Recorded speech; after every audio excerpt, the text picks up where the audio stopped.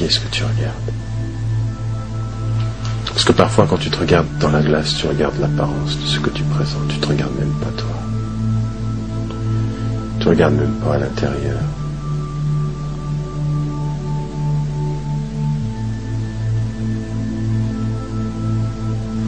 La différence entre ceux qui ont oublié Dieu et ceux qui s'en rappellent, c'est que le premier acte du matin de ceux qui ont oublié Dieu, c'est utiliser l'eau pour paraître propre à l'extérieur. Alors que le premier acte de ceux qui utilisent, qui n'oublient pas Dieu, c'est d'utiliser l'eau pour se purifier à l'intérieur. Les uns regardent à la surface. La finalité suprême, qu'est-ce que c'est? Réussir dans ma vie à atteindre l'état de l'amour de Dieu. L'aimer. Mais quelqu'un peut vous dire, tu crois en Dieu, mais est-ce que tu es sûr que tu l'aimes? Je peux reconnaître votre présence sans avoir atteindre l'amour de votre être. Est-ce que les gens pensent qu'il leur suffit de dire, je crois en Dieu, et qu'ils vont être délaissés comme ceci sans être mis à l'épreuve? Parce que la foi, elle passe par des épreuves, mais les épreuves, elles sont là pourquoi? C'est par les épreuves que l'on prouve que l'on aime. Attends, tu crois en Dieu, mais tu crois comment? Crois comment? Tu crois avec la volonté de l'aimer, ou tu crois avec la volonté juste de reconnaître qu'il est là? Parce que la nouvelle mode aujourd'hui dans nos sociétés, dans les sociétés majoritairement musulmanes, comme ici en Occident, c'est je crois en Dieu mais je veux pas m'embêter, tu commences pas à m'énerver. Puis il y en a certains qui disent, oui je crois en Dieu mais là je suis jeune, quand je serai plus vieux ça ira mieux. L'islam c'est pas reconnais que je suis, c'est répondre à un appel. Ya ayyuhalladhina amanu, ô vous qui croyez, venez. On aime être à côté de ceux que l'on aime. L'émotion est à la spiritualité ce que l'attraction physique est à l'amour. L'émotion est à la spiritualité ce que l'attraction physique est à l'amour. L'amour du divin par l'amour du prophète Et là il faut rentrer dans son être, dans sa dimension. Il faut entrer dans cette vie et essayer de comprendre comment Allah a éduqué. Et il faut chercher à l'aimer comme moyen d'un amour supérieur. Combien de fois, dans une situation de votre vie, dans une façon d'être avec quelqu'un que vous aimez, dans une façon d'être avec votre papa, votre maman, votre femme, votre mari, vos enfants, avec votre entourage, combien de fois dans la semaine qui est passée, vous avez pensé au prophète dans cette situation-là, comment aurait-il, qu'est-ce qu'il aurait fait, quel aurait été son enseignement dans cette situation? Est-ce que dans les situations de réjouissance, vous êtes avec Dieu de la même façon que dans les situations de peine? Il y en a qui aiment Dieu, mais d'une façon intense, juste la veille de l'examen. Vous aimez vos parents et pourtant vous leur mentez. Vous leur avez menti. Vous avez menti aux gens que vous avez le mieux aimés sur la terre. L'amour, c'est bien essayer de gérer nos souffrances. Tu peux pas rentrer dans une chambre, c'est complètement désordonné, partout. Et le type, il te regarde et dit, c'est clair dans ma tête. Faire vivre le prophète chez vous, il est d'une infinie tendresse. À faire pleurer, je vous promets, à faire vraiment pleurer de ce qu'on sait du prophète. La relation à Dieu, c'est ceci, c'est pas une relation de crainte, j'ai peur, tu vas me punir, c'est ne pas décevoir Dieu, ne pas décevoir celui qu'on aime. Et avec le prophète, ses compagnons, c'était comme ça, ne pas vouloir être à la hauteur de l'amour que j'ai pour toi. Et je ne sais pas pourquoi dans certaines familles, vous avez l'homme qui se lève et la femme, je suis une femme. Et il y en a qui vivent avec le prophète l'histoire d'un film qu'ils ne voient jamais. Parce qu'il est absent. C'est le film absent de ma vie. Cet homme qui vient dans la mosquée et qui commence à faire ses besoins, qui commence à faire pipi dans la mosquée, tous les gens se précipitent et ils le jugent de là où ils sont eux. Ah, on ne fait pas ça dans une mosquée. Le prophète il est pédagogue et il va le comprendre de là où il est. Il dit ouvrez ceci et laissez-le aller. C'est-à-dire, il ne le juge pas, il ne l'a pas jugé définitivement. Et le prophète c'est ça son enseignement.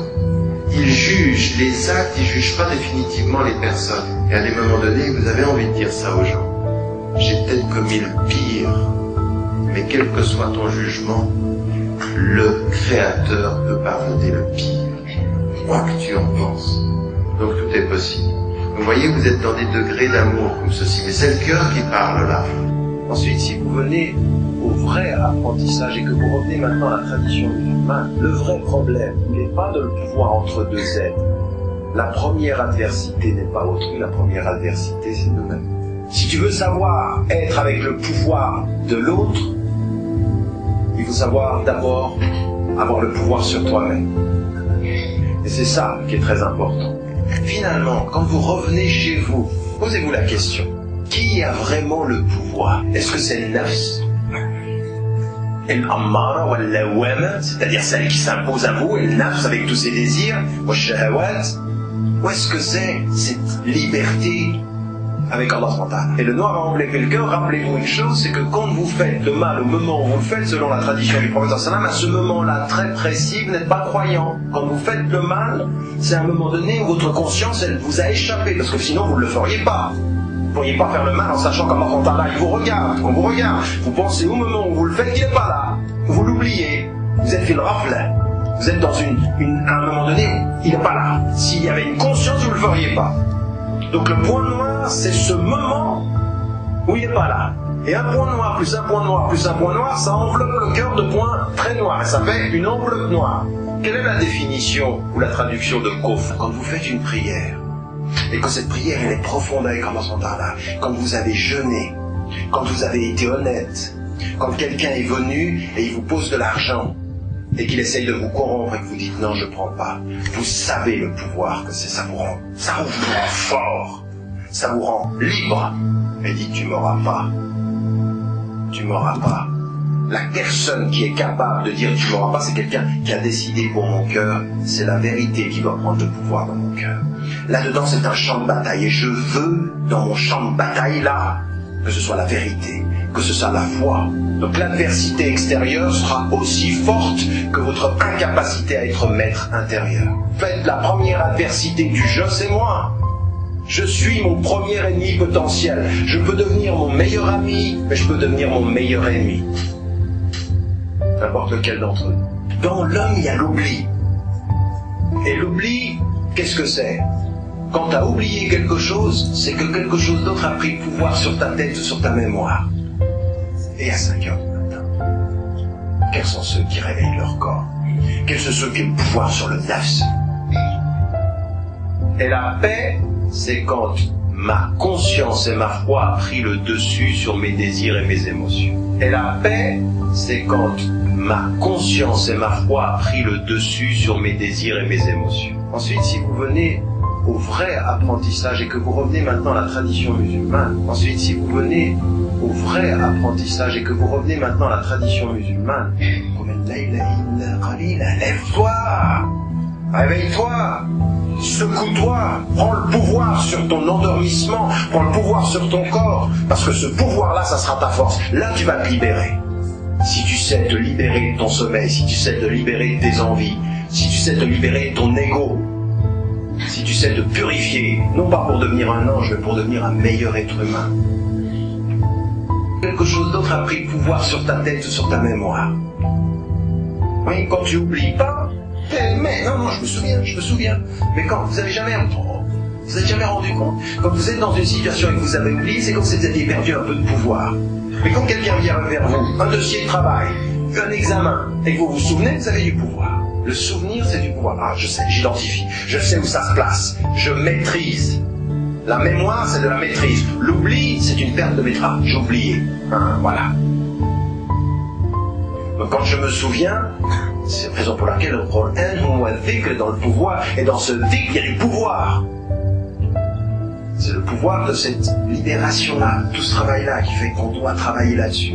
Donc la première des choses, quand Allah il dit dès le début, quand il descend, quand il dit « Ya ayyuhal muzammil », pourquoi croyez-vous qu'au début de l'islam, il est demandé au prophète sallam et aux compagnons prier la nuit? Parce que ceux qui ont le pouvoir sur eux-mêmes la nuit confronteront directement ceux qui croient avoir le pouvoir le jour.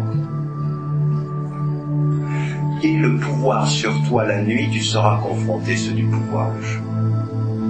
Mais si tu n'as aucun pouvoir pendant la nuit et que tu dors comme tous les endormis, tu seras l'instrument du pouvoir de ceux qui ont le pouvoir le jour. Prendre le pouvoir sur toi pour libérer ton cœur de ce que ton corps lui impose. Tes envies, si tu sais te libérer ton ego, si tu sais te purifier, non pas pour devenir un ange, mais pour devenir un meilleur être humain. Vous voyez, ça, cette dimension du rapport. Et pourquoi vous pensez qu'Allah Ta'ala il dit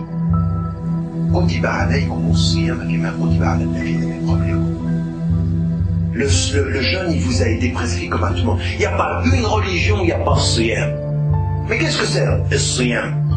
C'est le jeûne. Et qu'est-ce que c'est le jeûne? C'est à un moment donné où Allah Ta'ala te demande, si tu es tout à fait conscient, de prendre le pouvoir sur ton corps. Parce que ton corps, il a un pouvoir sur toi. À un moment donné, il dit j'ai faim. Et toi, tu suis. À un moment donné, il dit j'ai soif. Tu suis. Ton pouvoir, ton corps a un pouvoir sur toi. S'il a faim, il a faim. S'il a soif, il a soif. S'il a des besoins physiques, tu dois répondre aux besoins physiques. Et à un moment donné, pendant un mois, pendant la journée, avant le lever du soleil jusqu'au coucher du soleil, Allah Ta'ala, il te dit maintenant, tu vas prendre le pouvoir. Maintenant, tu vas te libérer spirituellement. Tu vas prendre le pouvoir sur ton corps et tu vas prouver à ton être que tu sais le maîtriser. Prendre le pouvoir sur toi pour libérer ton cœur de ce que ton corps lui impose.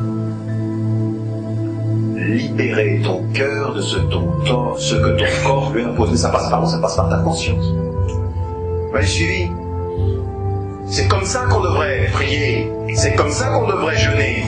C'est comme ça qu'on devrait comprendre le rapport au temps. La première adversité, c'est l'espèce de libération qui doit être la nôtre.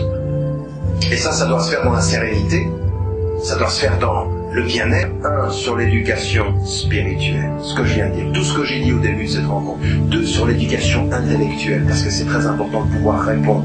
Quand quelqu'un vous attaque avec le verbe, la violence de son attaque verbale doit trouver la douceur de votre rapport au verbe. Très doux. Tu m'attaques, tiens, voilà ma réponse. Ça se travaille.